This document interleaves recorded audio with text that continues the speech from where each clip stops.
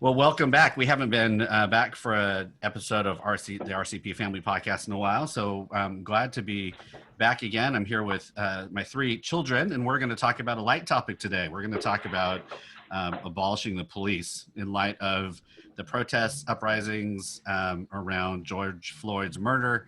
Our family has been at protests and been a lot of conversations and beginning to really think about all of this, which has led to some really interesting conversations in our family. And so we wanted to come back together and talk about that a little bit. But first, let's have folks just introduce yourselves. It's been a while since we've been on. Maybe tell, again, names, pronouns, and kind of what you're doing right now. Again, I'm Bruce. I'm dad, he, him, pronouns. Who wants to go first? Go for it. I'll go. Hello, my name is Ev. I use they, them pronouns, and I am in Minneapolis doing things, I guess, is what's been happening. Doing things. Okay, next. We'll just go by age. Go for it, Abby. Yeah. My name is Abby. I use she, her pronouns. I'm currently at home, not doing much because summer was basically canceled. And I'm staying safe, but I'm doing a lot of volunteering. And yeah. Yep. And you're a sophomore. You are now a sophomore in college, officially. Yes, right? I'm a rising sophomore in college. Yep. Great. All right, Annie. I'm Annie or Analise. I am a rising senior in high school, and I use she, her pronouns. Great. Thank you all. All right. So, with everything going on, we've been, despite what people might think, we've raised a bunch of rule followers. So everybody's been pretty good about staying in and not going out. But Ev, you were in Minneapolis. Can you tell us a little bit about what was happening over that Memorial Day weekend and how you were involved or not involved? I mean, just give us a kind of a ground level person who was there. What was going on? Was it as, I don't want to say bad, but was it as active and kind of inflamed as it was that we saw it here from your perspective? So I live, just for context, I live in Minneapolis. I live about 2 miles from where George Floyd was killed, and then also about 2 miles in another direction from the 3rd precinct that got burned down. And it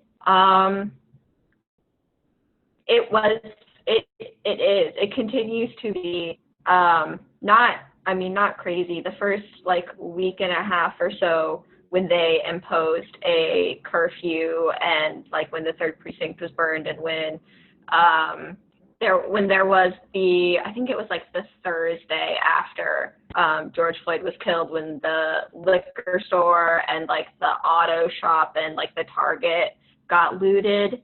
And they were imposing that we had to stay inside. And it did feel, it does continue to feel weird. It feels like we are in the midst of history. And I did go to a couple protests and as much as possible tried to stay away from people. But it's only so possible, really. And it was, for the first 2 weeks after Memorial Day, there were just choppers everywhere all the time, 24/7. You could always hear them. There were sirens all the time. I live right by a fire station, so the fire station was very active.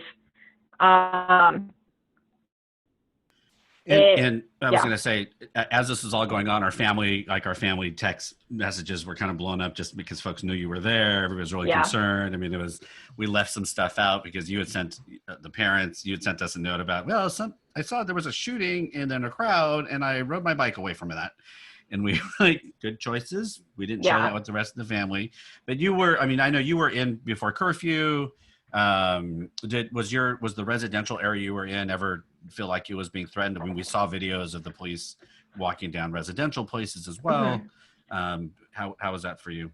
Not our street. I live on a pretty, I live on Minnehaha, which is a pretty main street. Mm-hmm. So to be honest, it was relatively quiet, actually, I think. I definitely saw a lot of police vehicles and like state trooper vehicles drive down Minnehaha, but didn't like stay where we are.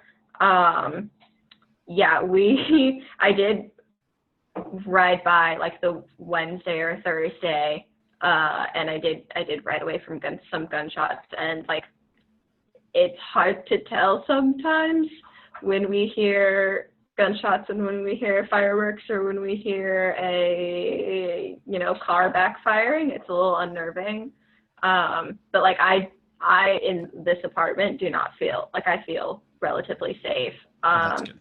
Yeah, we did not stay out past curfew, which I was a decision that we made because like we didn't particularly want to get arrested. I am all for direct action, but I was not prepared to be arrested the night that we were thinking about staying out past curfew. And like we'd heard, we heard stuff. And I kind of wanted to stay out past curfew because like you and Mom have gotten arrested before, and I was like, because. I'm all for being arrested for the right reasons. I think civil disobedience is a great way to express yourself as long as you're prepared and you know what's going to happen or possibilities of what's going to happen. So Andy and Abby, as you were watching this happen and go down from your vantage point, either on Instagram or TV and all those kind of things, how were you experiencing everything that was happening? How did you see your friends experiencing it? Was there anything interesting or different than happened in other kind of times of unrest that you've seen?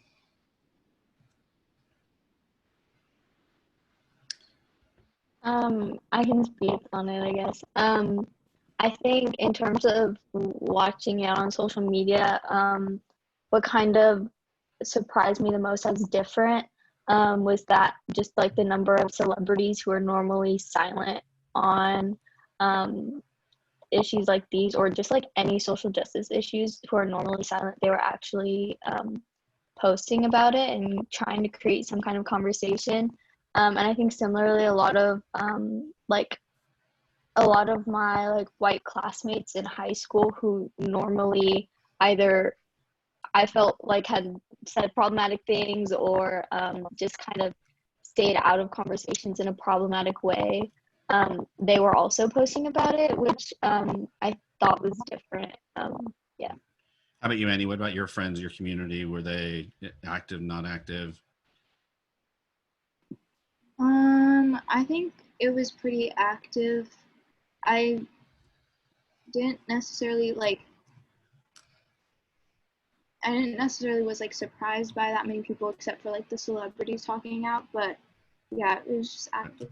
Well, okay, so let's think about that. I mean, what we've seen, what it seems like, is that more people who haven't been active are speaking about things.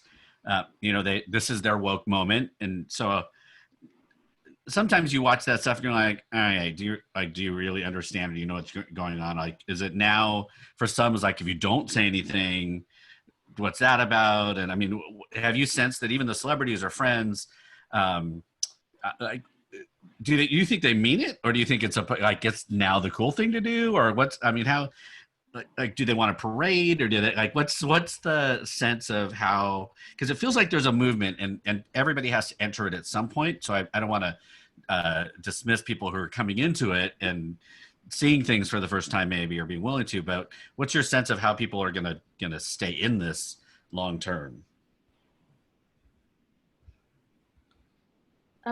I think the celebrities that are still like at this point like actively trying to create conversation around anti-Blackness and violence against Black people, like those are the people who I think are genuinely starting to like wake up and are actually doing the work. But I've also noticed a lot of people who are now going silent and like kind of trying to go back to like normalcy, like and yeah.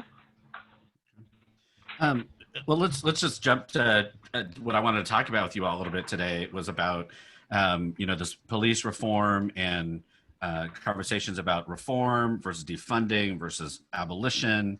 You know, Abby, you've been working with some LA organizations and doing some phone banking. I mean, it does feel different in that some have said, you know, Black Lives Matter for a long time seemed this fringe group or this kind of radical group for a long time, and it moved mainstream eventually. But the speed in which talking about the police and defunding and abolition has moved really quickly. But there are still some people that aren't comfortable with thinking about that. So let me ask the first question about, so when we talk about reforming the police, what do you think? Why is that good or bad? Why can't we just reform the police departments instead of defunding them or, you know, abolishing the police? I mean, what would you say? Because you're gonna have classmates or people that are gonna say, well, the police are great, so why don't we just help them get better? Like, how do you respond to that? I mean, I usually, basically what I say is, so like the difference between like wanting to abolish police and wanting to like reform police, it's like, if you want to reform police, you want to like ban chokeholds and like have them wear body cams and things like that theoretically hold them more accountable. But I think one of the issues with that is that, one, the police system as we have it today was the birth of it was in the, like, I guess it would be like the 1800s as like slave catchers to go around and like question and capture any Black people who were around because, you know, of course they didn't have the right to just be around. And I think personally there isn't a way to reform that is not built on a white supremacist system created to control people of color and control them as like a part of capitalism. I can't remember if that was your actual question. Yeah, no, I mean, I think that's part of the struggle, right? Is the 8 Can't Wait campaign to talk about these 8 things that police should adopt. You know, we know that there are cities that have adopted all 8, but that doesn't stop them from doing anything. And even where we live now, they're thinking about trying to do that. So the reform piece, I think, is problematic in many ways. But Abby or Annie, what do you think about, like, your friends? Let's just reform the police. Let's just try to train them better. I think oh, you can go, Abby. Okay. Well, kind of just like what you were saying, like if you look around the country, the reform ideas that are being bounced around right now, like most of them have been implemented somewhere at some level, and it doesn't work. Like if those reforms actually worked, like police were held accountable and like didn't do the things that theoretically the reforms like would fix. Like if the reforms worked, that would be great, but they don't, and they haven't been working. And I feel like something that I've learned, like kind of just having a lot of conversations about abolition and about police reform, is just like the entire system is unjust, and so like trying to fix it doesn't actually address like the fact that it's unjust, because you're just like, that's almost like building onto it, and like that's not the point. The point is to try to like actively change what is not working, if that makes sense. So yeah, I think it's just the reforms, they don't work, and so we can't use them as like the solution.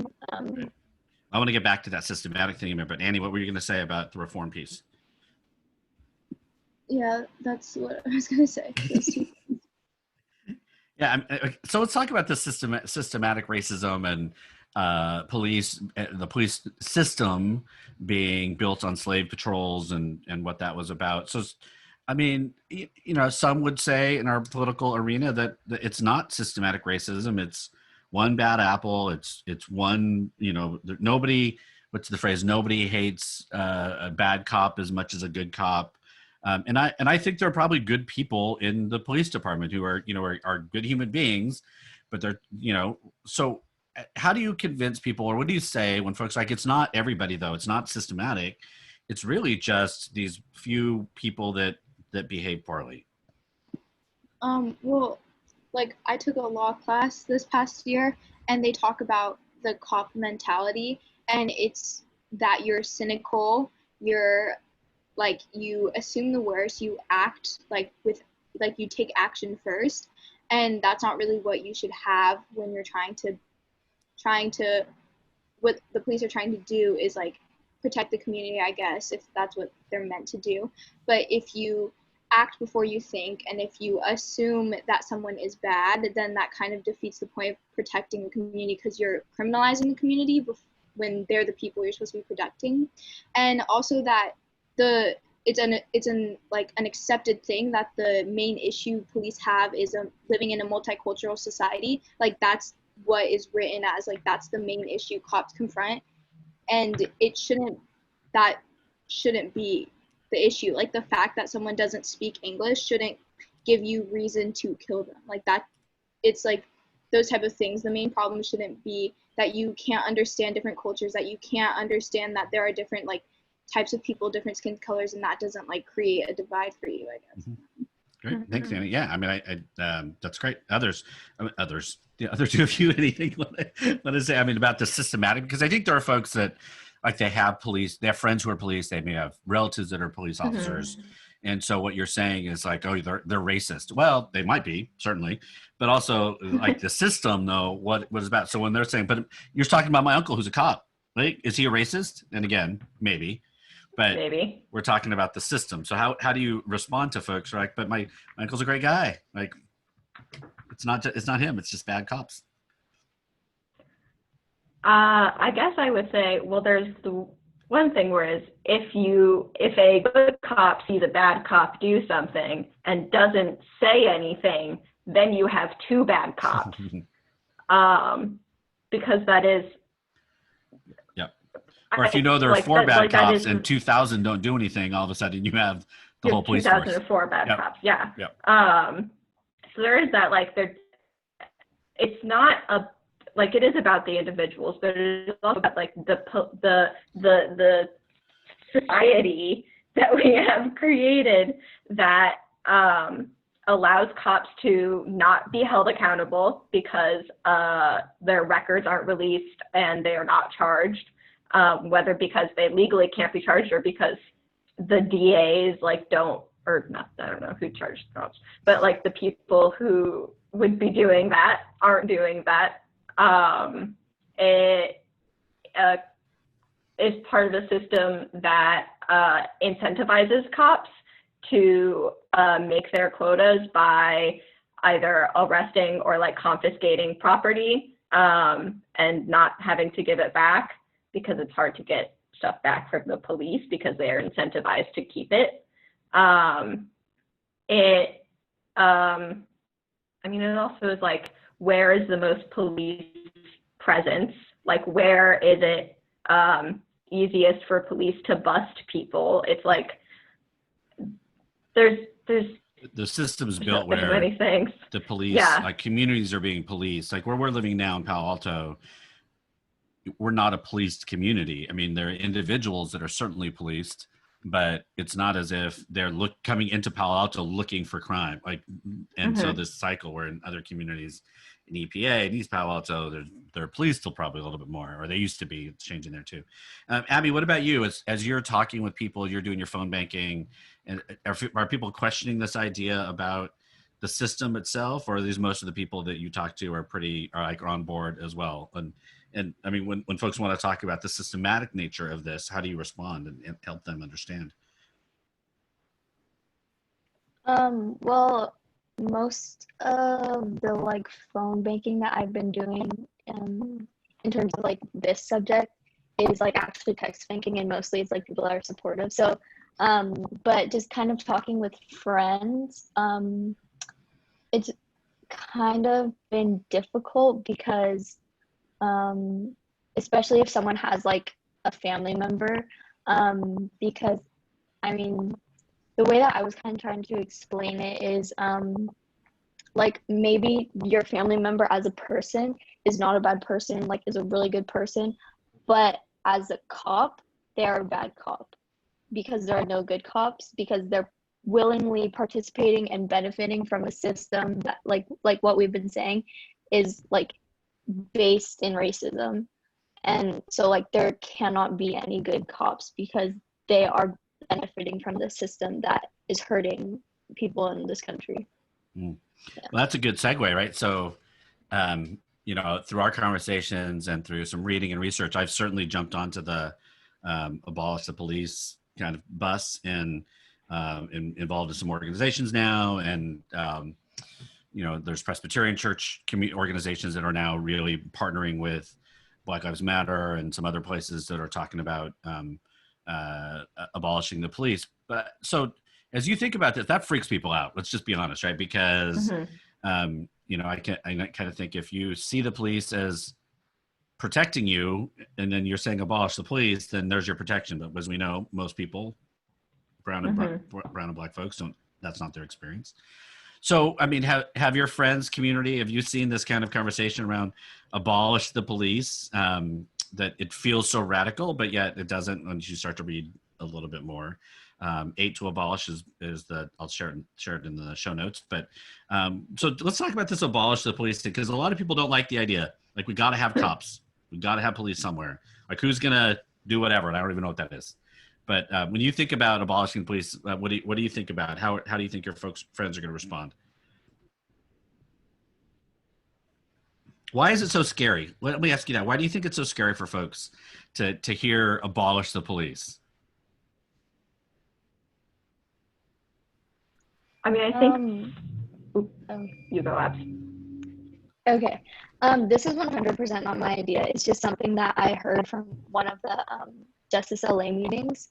And basically, people often, whether it's like prison abolition, abolishing the police, people who are not negatively affected by those systems, they often assume that means that no one will be held accountable, and that like accountability just goes out the window, which is like not like that's not actually what prison abolition, abolishing the police, like that's not what it means. It just means that we create a different system and a more just system of accountability that doesn't target people's lives and well-being. And so there's like a difference. And so yeah, that's what I've learned, is that a lot of times the fear that comes out when people talk about abolition is kind of a fear of like a lack of accountability. So it's like, if we abolish the police, it's the purge. Like that's what we're going to see if we abolish the police. It basically becomes a free for all for everybody in the street. That's the image folks are going to have, and you know that there's going to be those kind of commercials at some point in our political season. But yeah, okay, that's good. I'm going to talk a little more specifically about some of those things. But yeah, anyone else, like what about abolishing the police? Why do you think people are so scared of that word or the idea about it?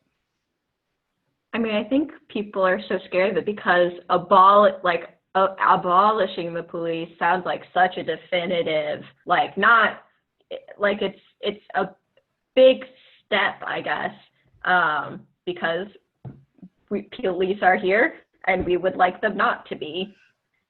And people are worried about, like, where will the murderers go? Where will the rapists go? And I'm like, well, most of them are still out here, so. Right. The police aren't taking care of them anyway. So yeah.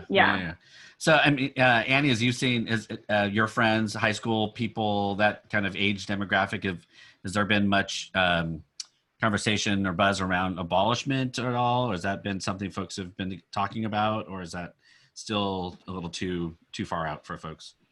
I think almost like everyone that I've seen like supports it and wants to defund it, and I think because people have started like reading up about stuff like the school to prison pipeline and like the prison industrial complex, they've realized that how like the policing system, like abolishing that means that we just need to tackle more of the issues that are like more hidden, or not hidden, but like have caused the things that lead to like crime and stuff like that. And so I think people really support it because so many people don't see it as a good thing. I think like people, like younger kids, don't trust it as much. Don't trust the police as much? or don't. Yeah. Yeah. I mean, I think it is interesting because you've seen how some police have reacted, right? They were like, well, fine, then, it's just going to be mayhem without us. And there was kind of there was a couple of interviews I've seen with some cops who have feel really disrespected by all this, and everybody's bad and we're all awful, but we're not. You need to pay us respect. Because I think it's missing the point around it is about the individual police officers, but it is about the system that we're trying to create. I think the biggest thing is, right, so somebody does something bad, right? There's community policing around certain things, but murders, that's what folks are like. So murders are just going to be running around and da-da-da. So how do we respond to that? I mean, if we're going to abolish the police, I think that's probably the first question people ask is like, well, then in violent crime, what do we do? So what have you heard in this abolishment conversation? How do we respond to that? I mean, I think there's other things we can talk about, but that seems to be, for those that are anti-abolishment, that's the biggest one. Like, so what's the answer from folks who want to abolish the police around violent crime and that kind of thing?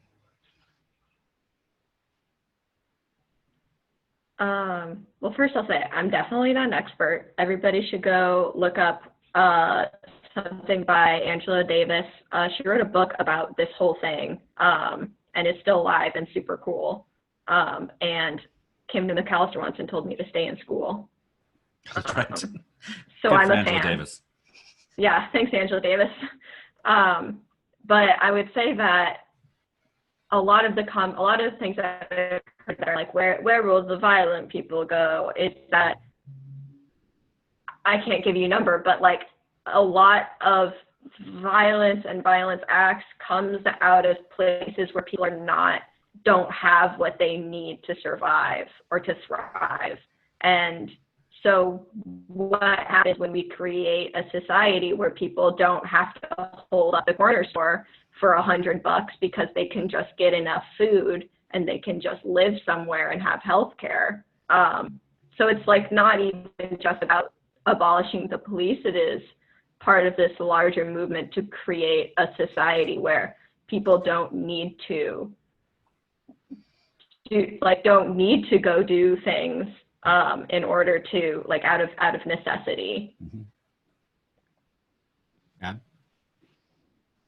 Yeah, kind of just building off of that. I'm really only familiar with like LA area like organizations and like activism right now around this stuff. But just so their alternatives to incarceration plan that was recently adopted by LA kind of talks about like what Ed was saying, like creating programs in the community, like community-based programs that help like with those programs, the problems wouldn't exist in the first place, right? Because you're finally giving the resources and the support to communities that have been like otherized for so long, and that have like what Ed was saying, like if you have no other options, like survival is like you have to do like what like if you have no options. And so they're trying to kind of create these community programs that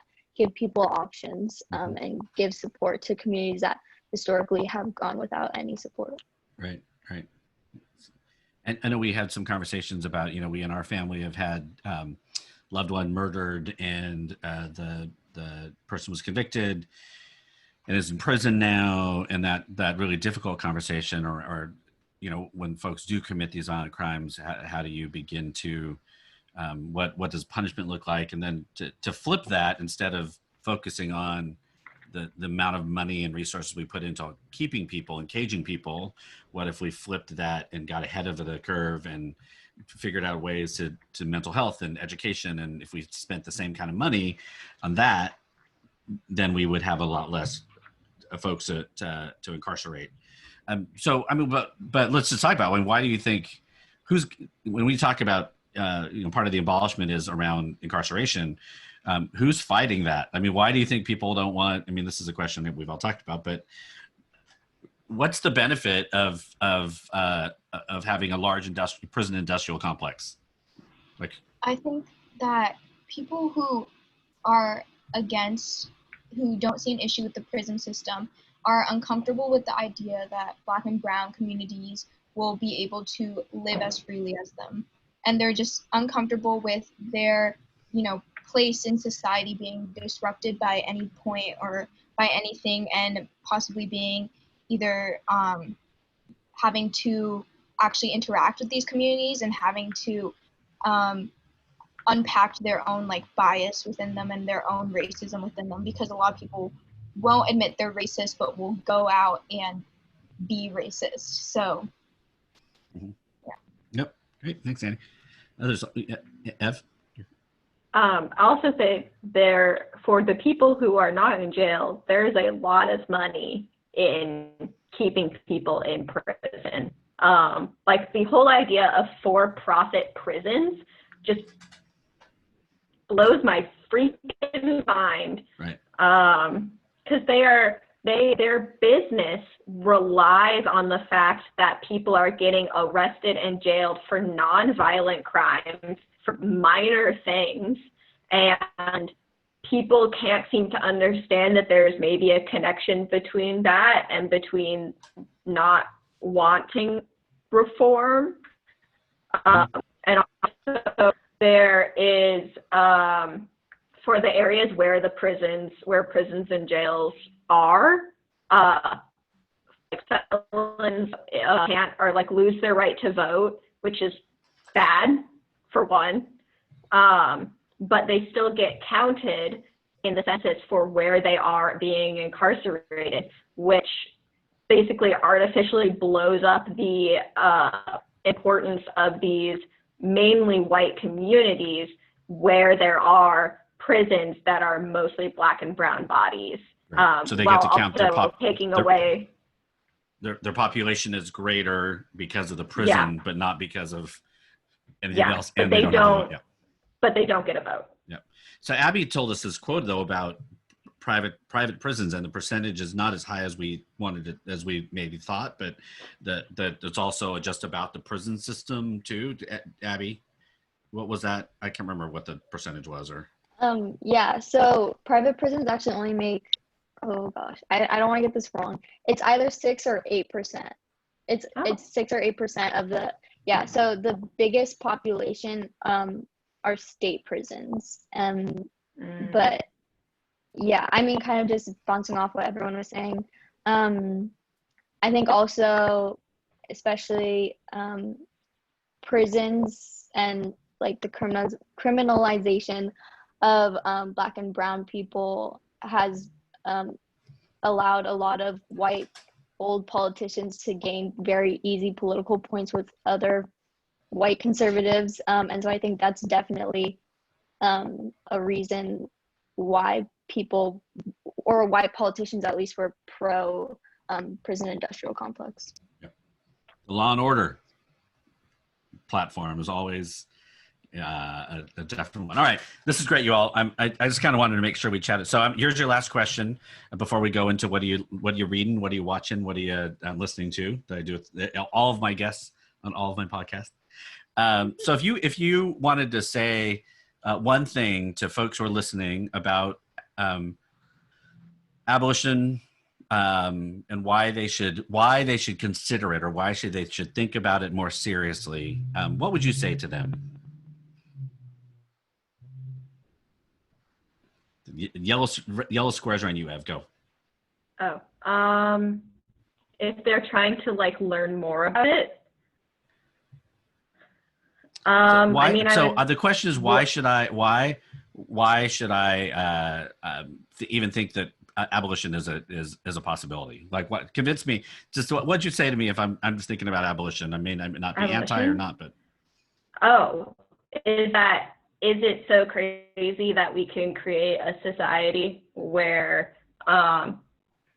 community leads, basically, where it is not, where we don't have as much of a white supremacist system or capitalist system that dictates who gets to live and who gets to die and where we get to live. Is it so crazy that we can create, I have low expectations for people, definitely. But I think it is not so crazy that we could create a society where people don't have to worry about going to jail over nothing or dying. Abby. I think I would just ask them, like, why do you assume police are good when outside of like institutionally driven education, everything points to that they are bad. Like, if you look, like, why do you think that? Like, what? And then that would hopefully allow people to kind of think about their privileges and think about the ways that they're not affected by the system, and then from there, the way that other people are affected by this messed up system, and hopefully that would create some conversation. Great, thanks. Annie.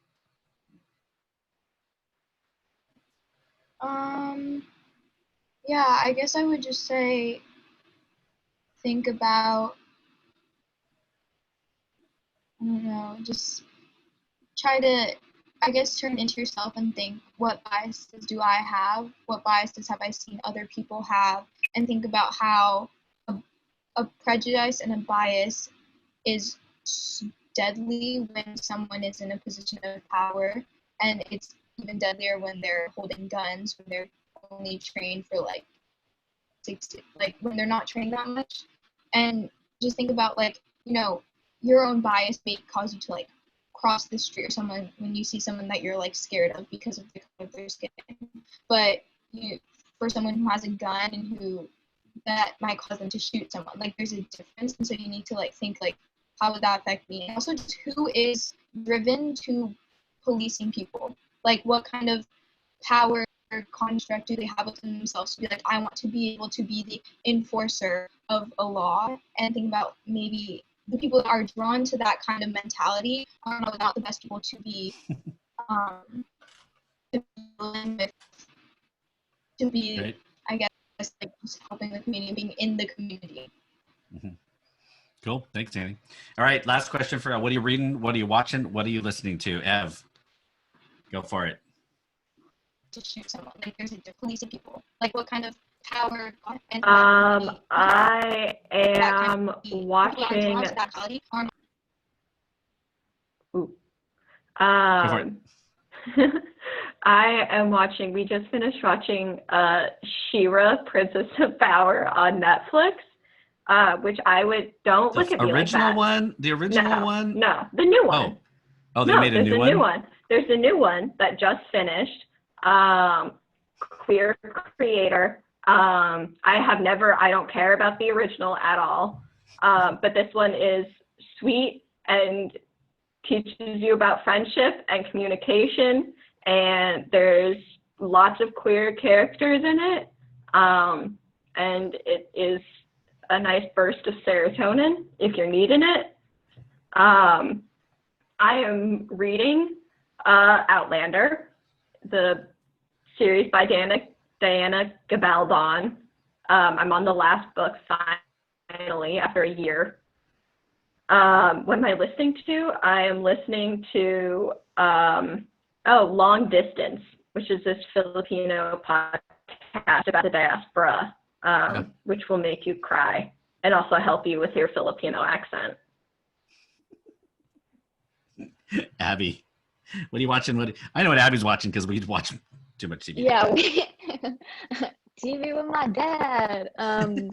Yeah. Great summer vacation. Finished... What'd you do on summer vacation? Yeah. I watched TV with my dad.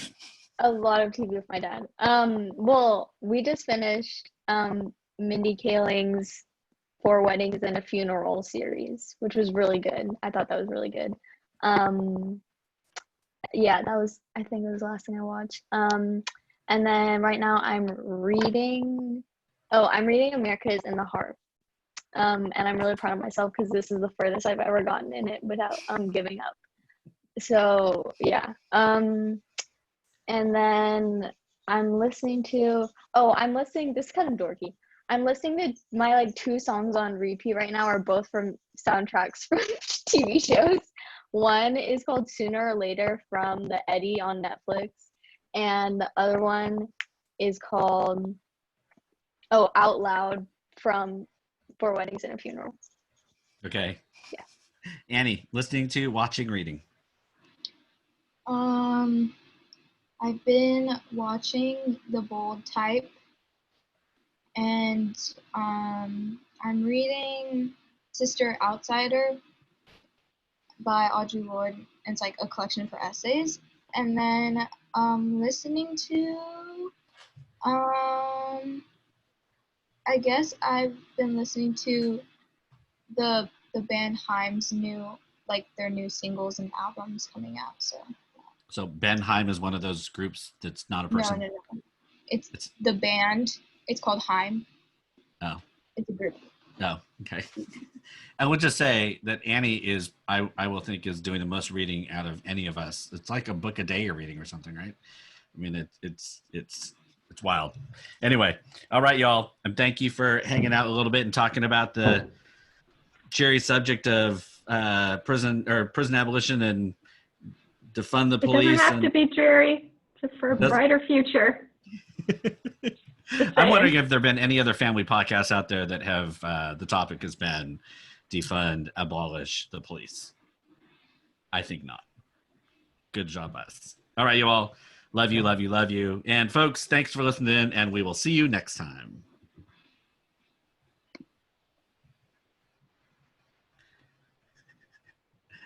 All right. Oh, we're done. Oh, We're they done. left, I guess. Stop recording. Oh, okay, they were